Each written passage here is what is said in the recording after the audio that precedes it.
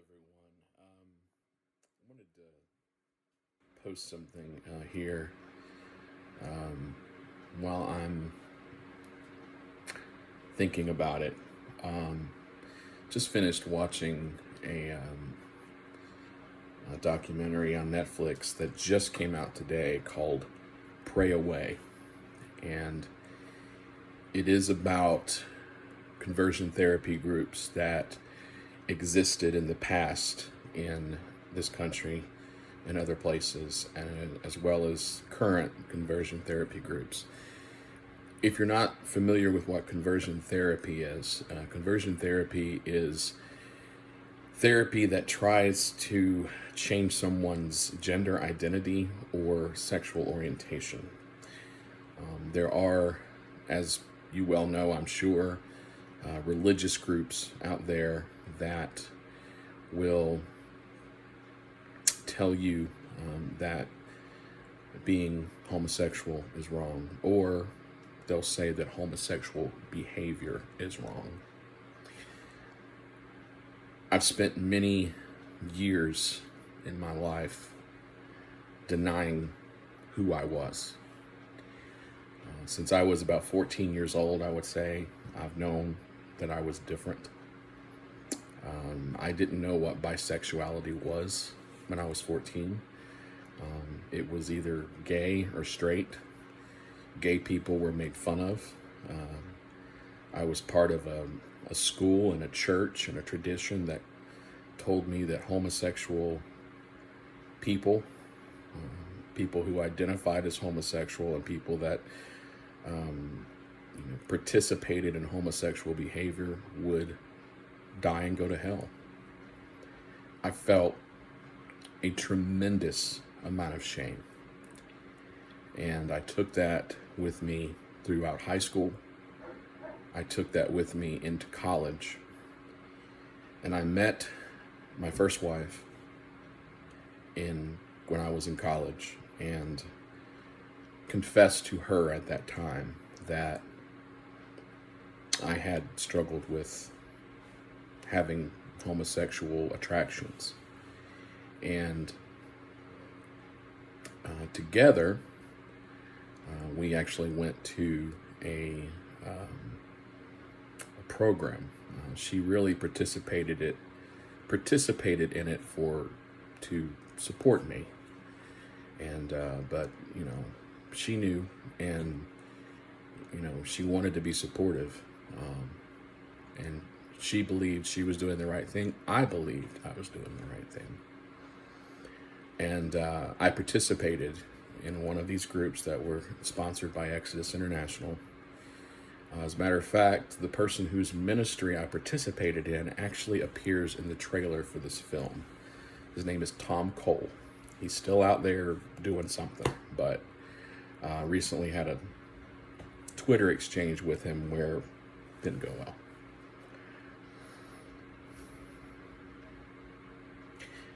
I was taught that my same-sex attraction, which is what they say, was caused by a broken relationship with my father, who passed away when I was 10, and also a broken relationship with my mother. But it did not matter how much I prayed, how much time I spent on my knees crying out to God. Those things didn't go away. And I feel like I'm fortunate because I'm attracted to both sexes. Actually, I'm attracted to all genders. Let's just use the right terminology. Male, female, and everything in between. I do still consider myself bisexual in the sense that I'm physically attracted to people of all genders, not just attracted to their personalities, which is what more pansexuality is. But I digress. So I'm sorry, y'all. It's got me a little in my feels. It's got me a bit emotional because I was taught for so long that what I felt was wrong.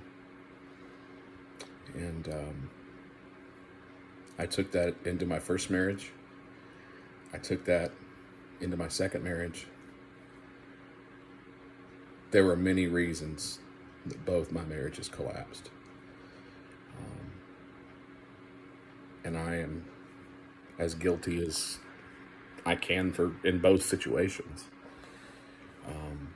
But I also took that into seminary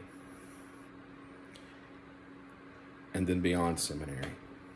And until about 2016, which has been about 5 years ago now, I carried with me that what I felt was a very shameful secret. And then after the collapse of my second marriage,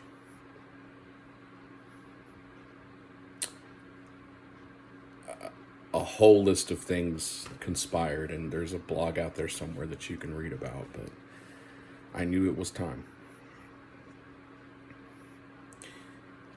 I had left my old Southern Baptist church, and in a blog series, which I'm not sure is there anymore or not, but I came out as bisexual.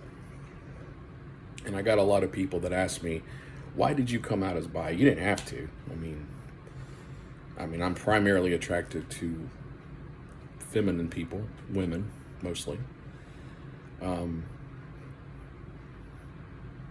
I have a girlfriend.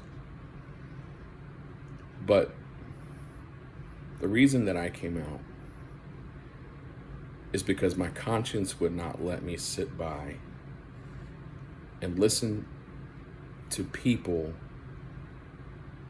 tell other people that they were broken just because of who they loved. That wasn't right. And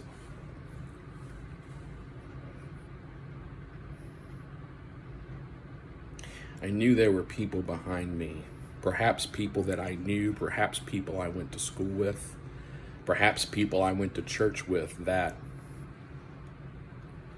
may have been struggling like me, and I wanted to let them know that it's okay, that you are loved the way you are, that changing a fundamental part of who you are is not at all what Christianity is about. You know, we're basically taught to just hate ourselves. And that's not what that's about. And I could go on for hours and days about that, but I was brought up believing that God was judgmental and that God hated my sin, but usually it translated into hating me. And that's not at all what Christianity is about.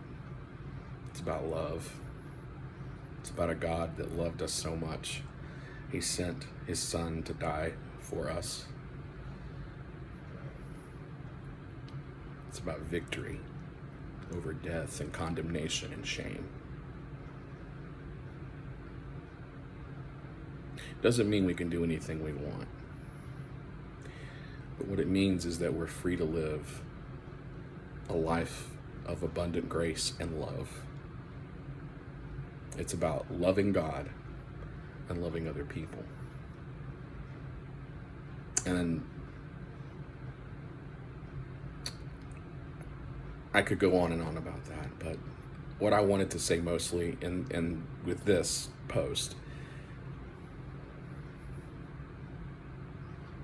is that the ex-gay movement that Exodus International was a part of did serious damage for a lot of gay people, a lot of people in the LGBTQ movement, including myself. And some of that damage, I fear, is irreparable.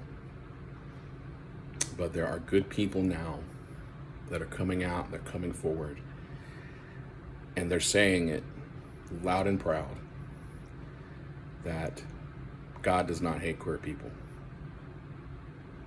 He loves them for who they are.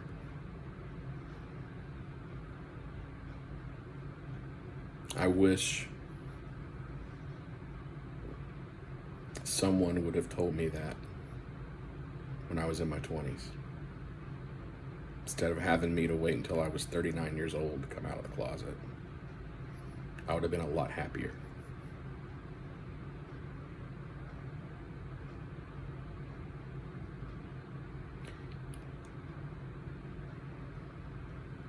God does not hate anybody. Remember that. God is love. So much more I could say, so much more I want to say. The documentary is called Pray Away. It's on Netflix today. It just came out August 3rd, 2021. Watch it. It's well worth the watch.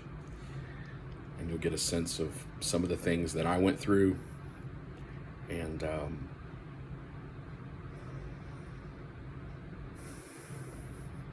some of the things that my friends went through.